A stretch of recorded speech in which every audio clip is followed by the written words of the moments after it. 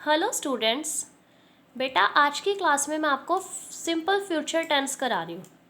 आज से हम फ्यूचर टेंस स्टार्ट कर रहे हैं। हमारा प्रेजेंट टेंस और पास्ट टेंस कंप्लीट हो चुका है। तो सिंपल फ्यूचर टेंस की डेफिनेशन देखेंगे बेटा आप। Have a look.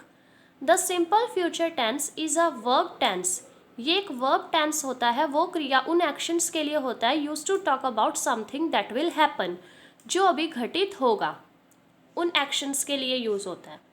और will be true in the future, या फिर वो सच होगा, ट्रू होगा इन द फ्यूचर। भविष्य से रिलेटेड ही होता है बेटा ये।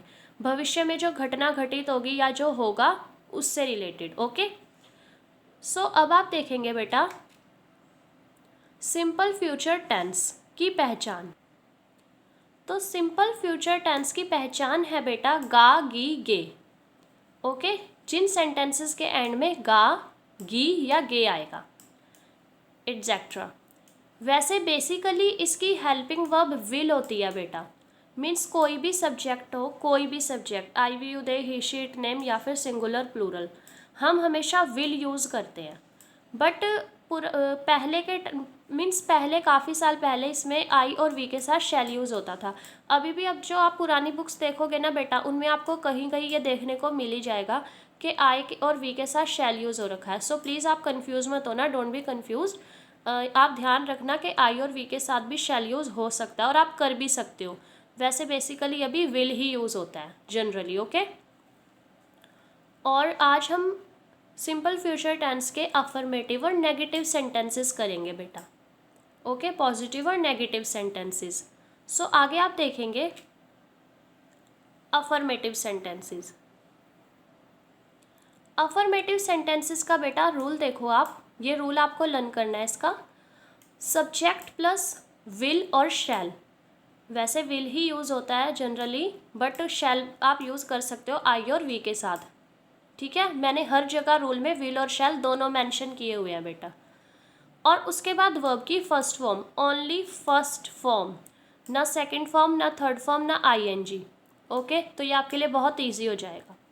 First form plus object as usually, last में ऑब्जेक्ट आता है। एग्जाम्पल भी मैंने आपको दो दिए हुए हैं। मैं कार खरीदूंगी, लास्ट में गी आया बेटा, खरीदूंगी, ये इसकी पहचान बताई थी मैंने आपको। इसकी इंग्लिश हो गई I will buy a car. I मैं के लिए, विल हेल्पिंग वर्ब हो गया, देन वर्ब है यहाँ पे खरीदना और उसकी फर्स्ट फॉर्म बाय होती है। क्या खरीदूंगी? कार, कार के लिए अ कार। ओके, तुम कल गांव जाओगे, इसमें लास्ट में गे आ गया। तुम के लिए you, then will.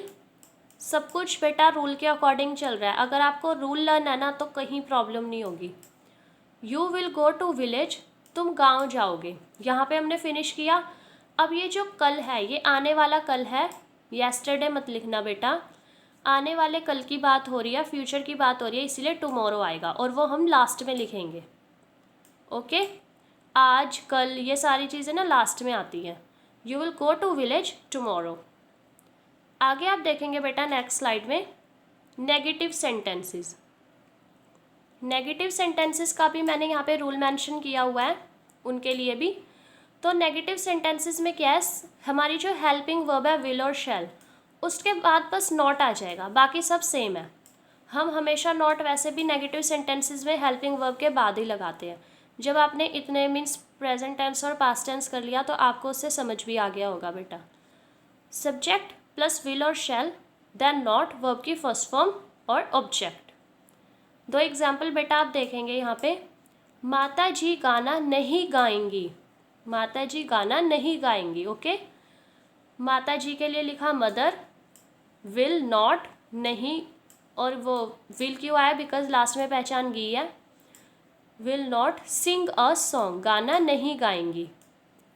Next example बेटा ध्यान देना नेक्स्ट वाले एग्जाम्पल पे, वह पौधा नहीं उगाएगा, वह पौधा नहीं उगाएगा। एक क्लास में मैंने आपको सेंटेंस दिया था वह पेड़ उगाएगा, उससे रिलेटेड था, मीन्स पेड़ उगाने से रिलेटेड। वहाँ पे हमने लिखा था प्लांट अ ट्री। अब यहाँ पे उगाने का भी प्लांट है और पौधे को भी प्लांट बोलते हैं, तो आप दो दो प्लांट नहीं लिखेंगे, बस हम लिख देंगे ही विल नॉट प्लांट। ये पौधा लगाने के लिए यूज़ हो गया प्लांट वर्ड। एक प्लांट होता है पौधा जो नाउन है, और एक प्लांट वर्ब भी होता है कुछ पौधा लगाना, ठीक है। वह पौधा नहीं लगाएगा या वह पौधा नहीं उगाएगा, उसके लिए हम सिर्फ एक सिंपल सा वर्ड प्लांट यूज़ करेंगे, दो दो बार नहीं लिखना। आई होप बेटा आपको इसके अफर्मेटिव और नेगेटिव सेंटेंसेस समझ आए होंगे।